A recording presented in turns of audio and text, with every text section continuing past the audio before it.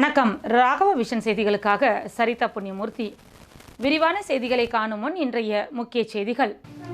புதுச்சேரி சட்டமன்ற கூட்டத்தொடர் முடிவடைந்த பின்னர் ரேஷன் கடைகள் மீண்டும் திறக்கப்படும், முதல்வர் அறிவிப்பு. கடலூர் அதிமுக பிரமுகர் புதுச்சேரியில் வெட்டி படுகொலை. புதுச்சேரியில் ரயில் நிலைய பணிகளை ரயில்வே துறை இணையமைச்சர் நேரில் ஆய்வு.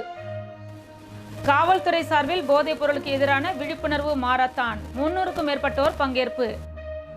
இனி விரிவான செய்திகள். புதுச்சேரி சட்டமன்ற கூட்டத்தொடர் முடிவடைந்த பின்னர் மீண்டும் ரேஷன் கடைகள் திறக்கப்படும் என்று முதலமைச்சர் ரங்கசாமி தெரிவித்துள்ளார். புதுச்சேரி மாநில முதலமைச்சர் ரங்கசாமியின் பிறந்த நாள் வரும் 4ஆம் தேதி கொண்டாடப்பட உள்ள நிலையில் அவரது பிறந்த நாளை முன்னிட்டு கதிர்காமம் தொகுதியில் 10ஆம் வகுப்பு மற்றும் 12ஆம் வகுப்பு பொதுத் தேர்வில் அதிக மதிப்பெண்கள் எடுத்த மாணவர்களை கௌரவிக்கும் விழா தனியார் திருமண நிலையத்தில் நடைபெற்றது. இதில் மாநில முதலமைச்சர் ரங்கசாமி கலந்து கொண்டு மாணவர்களுக்கு தங்கம் மற்றும் வெள்ளி காசுகளுடன் சான்றிதழ்களையும் வழங்கி பாராட்டினார். தொடர்ந்து மாணவர்கள் மற்றும் பெற்றோர்களிடையே விழாவில் பேசிய முதலமைச்சர் ரங்கசாமி, புதுச்சேரியில் புதிய தொழிற்சாலைகள் தொடங்கப்பட்டு படித்த இளைஞர்களுக்கு வேலை வழங்க அரசு நடவடிக்கை எடுத்து வருவதாகவும், மாநில அரசு சார்பில் மாதந்தோறும் ஒவ்வொரு குடும்பத்திற்கும் குறைந்தபட்சம் 5000 ரூபாய் அவர்களது வங்கி கணக்கில் செலுத்தப்பட்டு வருகிறது என தெரிவித்த அவர், மக்களுக்கான நலத்திட்டங்களை அரசு குறை இல்லாமல் செய்து வரும் நிலையில் சட்டமன்ற கூட்டத்தொடர் முடிந்த பின்னர் ரேஷன் கடைகளை மீண்டும் திறந்து மக்களுக்கு இலவச அரிசி வழங்கப்படும் என்றும், இதேபோல் மானிய விலையில் பருப்பு, சமையல் எண்ணெய் உள்ளிட்டவை வழங்க நடவடிக்கை எடுக்கப்பட்டு வருவதாகவும் அவர் தெரிவித்தார். கடலூர் அதிமுக பிரமுகர் புதுச்சேரியில் வெட்டி படுகொலை செய்யப்பட்டுள்ள சம்பவம் பரபரப்பை ஏற்படுத்தியுள்ளது. கடலூர் திருப்பாப்புலியூர் பகுதியைச் சேர்ந்த அதிமுக பிரமுகர் பத்மநாபன். இவர் பெயிண்டர் தொழில் செய்து வந்துள்ளார். இந்நிலையில் வேலை காரணமாக புதுச்சேரி பாகூர் பகுதிக்கு பத்மநாபன் சென்றுள்ளார். அப்பொழுது அவரை மர்ம நபர்கள் பின்தொடர்ந்து வந்து இருளர் சந்தை செல்லும் சாலையில் அவரை மடக்கி சராமாரியாக வெட்டி படுகொலை செய்துள்ளனர். இதில் சம்பவ இடத்திலேயே பத்மநாபன் பரிதாபமாக உயிரிழந்தார். தகவல் அறிந்து சம்பவ இடத்திற்கு வந்த பாகூர் போலீசார் உடலை கைப்பற்றி பிரேத பரிசோதனைக்காக புதுச்சேரி கதிர்காமம் அரசு மருத்துவமனைக்கு அனுப்பி வைத்தனர். படுகொலை செய்யப்பட்ட பத்மநாபன் மீது கடந்த ஆண்டு பாஸ்கர் என்பவரை வெட்டி படுகொலை செய்த வழக்கு நிலுவையில் உள்ளது. மேலும் இவர் கவுன்சிலர் தேர்தலில் அதிமுக சார்பில் போட்டியிட சீட்டு கேட்டதும் குறிப்பிடத்தக்கது.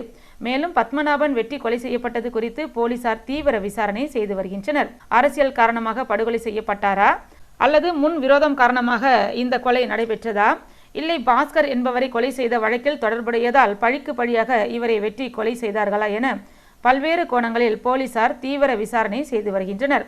தமிழகத்தை பொறுத்தவரை தொடர்ந்து ஆம்ஸ்ட்ராங் உள்ளிட்ட கட்சி நிர்வாகிகள் கொலை செய்யப்பட்டு வரும் நிலையில் தமிழக அதிமுக பிரமுகரை புதுச்சேரியில் மர்ம நபர்கள் வெட்டி படுகொலை செய்துள்ளது மேலும் பரபரப்பை ஏற்படுத்தியுள்ளது.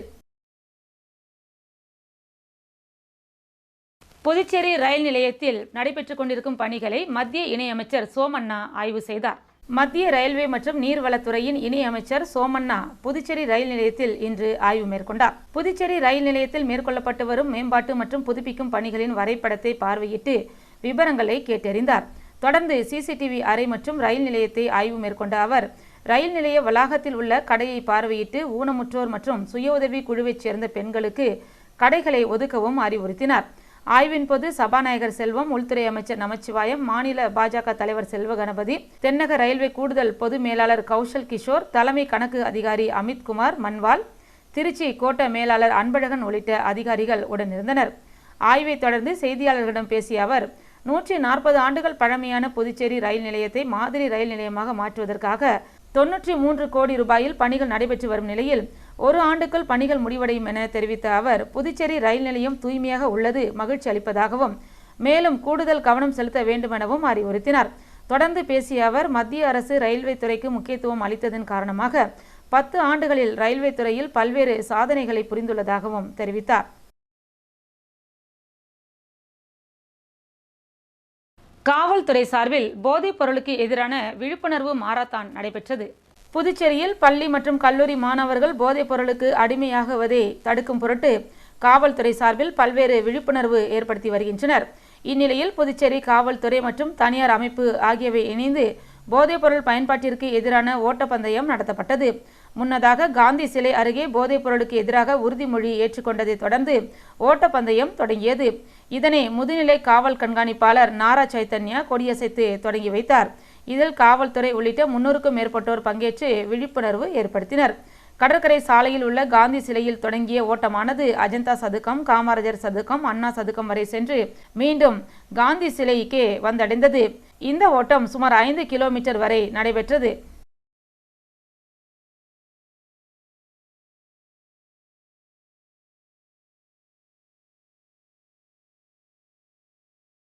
புதுச்சேரியில் பிரசித்தி பெற்ற கதிர்வேல் சுவாமிகள் ஆலயத்தின் சார்பாக பால்குடம் ஊர்வலம் நடைபெற்றது. உலக நன்மை வேண்டி புதுச்சேரியில் மிகவும் பிரசித்தி பெற்ற அருள்மிகு கதிர்வேல் சுவாமிகள் தேவஸ்தானம் சார்பில் பால்குடம் ஊர்வலம் நடைபெற்றது.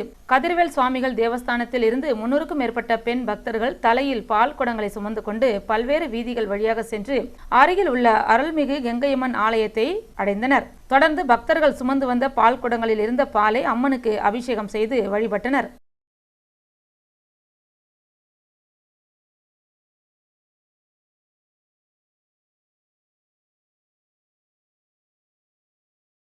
புதுச்சேரியில் 40 வருடங்களாக பஜ்ஜி கடை நடத்தி வரும் மூதாட்டியை பிரான்ஸ் இந்திய கல்ச்சர் நிறுவனர் பாராட்டி கௌரவித்தார். புதுச்சேரிக்கு பெயர் பெற்ற பஜ்ஜி கடை பாட்டி ராஜம்மாள் நகரின் முக்கிய வீதியான காந்தி வீதியில் மணிகுண்டு அருகே 40 வருடங்களுக்கு மேலாக பஜ்ஜி கடை நடத்தி வருகிறார். இவர் இளம் வயதில் பிரெஞ்சு பள்ளியான லிசே பிரான்சேவில் பணியாற்றியவர். அப்போதிருந்தே இந்த கடையை அவர் நடத்தி வருகிறார். முள் இல்லாமல் மீனில் பஜ்ஜி, இறால் பஜ்ஜியை மக்கள் விரும்பும் வகையில் மனம் ருசி மாறாமல் அளித்து வருகிறார். இவரது கடையில் ஏரா கவாப் மிகவும் பிரபலம். இதனால் உள்ளூர் மக்கள் மட்டுமின்றி நாட்டின் பல்வேறு பகுதிகளில் இருந்தும் சுற்றுலா வருபவர்கள் இவரது கடைக்கு வராமல் செல்வதில்லை. வெளிநாட்டினரையும் அவரது பஜ்ஜி மனம் கவர்ந்து விட்டது என்றே சொல்லலாம். ஏழ்மையில் பிறந்து படிப்படியாக வளர்ந்த ராஜம்மாளின் கடின தளராத உழைப்பை புதுச்சேரியில் பிறந்து பிரான்ஸ் நாட்டில் வசிக்கும் பிரெஞ்சு குடியுரிமை பெற்றவரும் பிரான்ஸ் இந்திய கல்ச்சர் அமைப்பின் நிறுவனருமான பிரான்ஸ் நாட்டின் நகராட்சி முன்னாள் கவுன்சிலருமான ஆயூப் புதுச்சேரி வரும்போதெல்லாம் பாராட்டி செல்கிறார். அதன்படி புதுச்சேரி வந்த அவர் ராஜம்மாளை பாராட்டி பொன்னாடை அணிவித்து அவரை கௌரவித்தார். காரைக்கால் திருநள்ளாறு தொகுதியில் 10ஆம் வகுப்பு மற்றும் 12ஆம் வகுப்பு பொதுத் தேர்வில் வெற்றி பெற்ற மாணவர்களுக்கு GNS அறக்கட்டளை சார்பில் பரிசுகள் வழங்கி பாராட்டு தெரிவிக்கப்பட்டது. காரைக்கால் மாவட்டத்தில் முக்கிய தொகுதியாக கருதப்படும் திருநள்ளாறு தொகுதிக்குட்பட்ட பகுதியில் 10ஆம் வகுப்பு மற்றும் 12ஆம் வகுப்பு படித்து தேர்ச்சி பெற்ற மாணவர்களை ஊக்குவிக்கும் வகையில் GNS அறக்கட்டளை சார்பில் நினைவு பரிசு மற்றும் ஊக்கத்தொகை வழங்கும் நிகழ்ச்சி நடைபெற்றது. GNS அறக்கட்டளையின் நிறுவன தலைவர் GNS ராஜசேகரன் தலைமையில் நடைபெற்ற இந்நிகழ்ச்சியில் கல்வித்துறை அதிகாரிகள், பெற்றோர்கள், மாணவர்கள் என சுமார் 1000க்கும் மேற்பட்டோர் கலந்து கொண்டனர். திருநள்ளாறு தொகுதிக்குட்பட்ட பகுதிகளில் 10ஆம் வகுப்பு மற்றும் 12ஆம் வகுப்பு தேர்வில் முதல் 3 இடங்களை பிடித்த மாணவர்களுக்கும் வெற்றி பெற்ற அனைத்து மாணவர்களுக்கும் நினைவு பரிசும் வழங்கப்பட்டது. முதலிடம் பிடித்த மாணவர்களுக்கு 10,000 ரூபாய் ரொக்கம் மற்றும் நினைவு பரிசும், 2ஆம் இடம் பிடித்த மாணவர்களுக்கு 8,000 ரூபாய் ரொக்கம் மற்றும் நினைவு பரிசும், 3ஆம் இடம் பிடித்த மாணவர்களுக்கு 5,000 ரூபாய் ரொக்கம் மற்றும் நினைவு பரிசும் வழங்கப்பட்டது. நிகழ்ச்சியில் கலந்து கொண்ட அனைவருக்கும் இரவு உணவும் வழங்கப்பட்டது.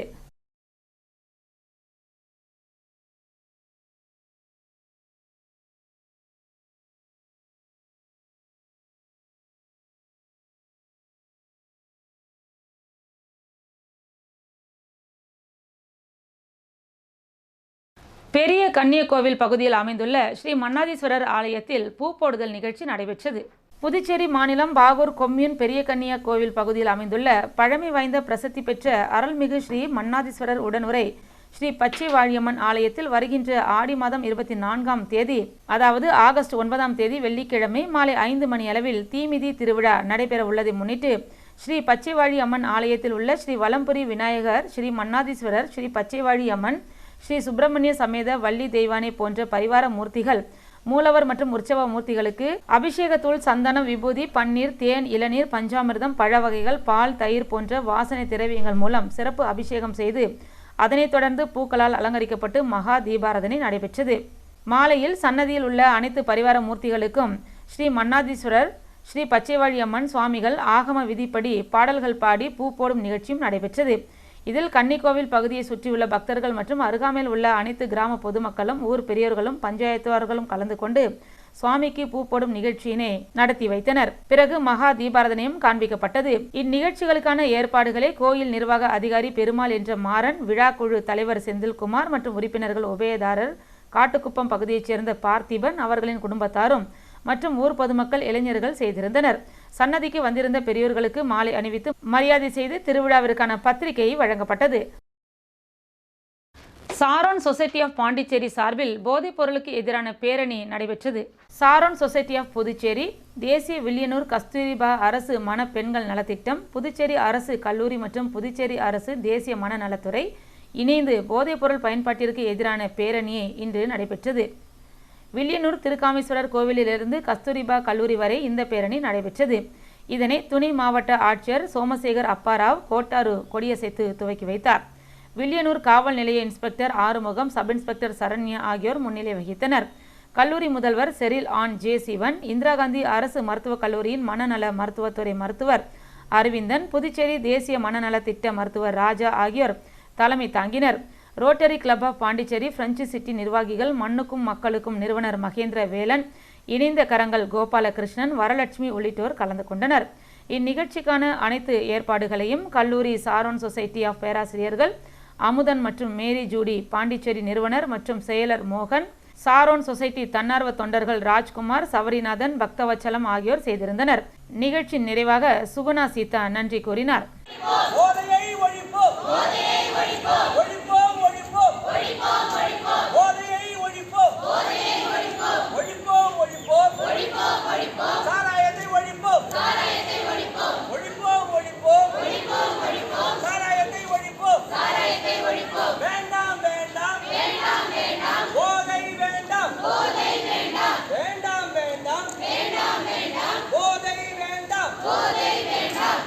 விழுப்புரம் மாவட்டம் கண்டமங்கலத்தில் ஏற்பட்ட தீ விபத்தில் 4 டிராக்டர்களுடன் கரும்பு கட்டுகள் எரிந்து சேதமாகின. விழுப்புரம் மாவட்டம் வானூர் தொகுதிக்குட்பட்ட கண்டமங்கலம் அருகே உள்ள ஆழியூர் பகுதியைச் சேர்ந்த லட்சுமி நாராயணன் ரெட்டியார் என்பவருக்கு சொந்தமான 7 ஏக்கர் நிலத்தில் கரும்பு வெட்டும் பணி நிறைவடைந்த நிலையில் கரும்பு சோலைகள் அகற்றப்படாமல் இருந்துள்ளது. இந்நிலையில் லட்சுமி நாராயணன் நிலத்தில் உள்ள விவசாய மோட்டருக்கு செல்லும் மின் ஒயர் காற்றின் வேகம் காரணமாக ஒன்றுடன் ஒன்று உரசி தீப்பிழம்புகள் கரும்பு சோலையில் விழுந்து தீ மலமளவென பரவி உள்ளது. இந்நிலையில் லட்சுமி நாராயணன் நிலத்திற்கு அருகே வெங்கடேசன் என்பவர் கரும்பு தோட்டத்தில் பரவிய தீயானது இவர் நிலத்தில் வெட்டப்பட்டு டிராக்டரில் சர்க்கரை ஆலைக்கு கொண்டு செல்ல தயாராக இருந்த 4 டிராக்டர் பெட்டிகளையும் தீ மற்றும் கரும்புகை சூழ்ந்தது. இதில் உயிர் தப்பிக்க தொழிலாளர்கள் டிராக்டர் இன்ஜினுடன் தீயை கடந்து சென்றுள்ளனர். இதுகுறித்து தகவல் அறிந்த மின் ஊழியர்கள் இப்பகுதியில் மின் தடை செய்துள்ளனர். மேலும் இதுகுறித்து வளவனூர் காவல் நிலைய தீயணைப்பு வீரர்களுக்கு தகவல் தெரிவிக்கப்பட்டு விரைந்து வந்த தீயணைப்பு வீரர்கள் 2 மணி நேரத்திற்கும் மேலாக போராடி தீயை கட்டுக்குள் கொண்டு வந்தனர். புதுவையில் இன்றைய தங்கம் மற்றும் வெள்ளி விலை நிலவரம். தங்கம் 1 கிராம் 6325 ரூபாய், 1 பவுன் 50,600 ரூபாய்.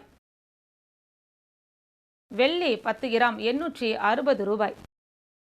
மீண்டும் இன்றைய முக்கிய செய்திகள்.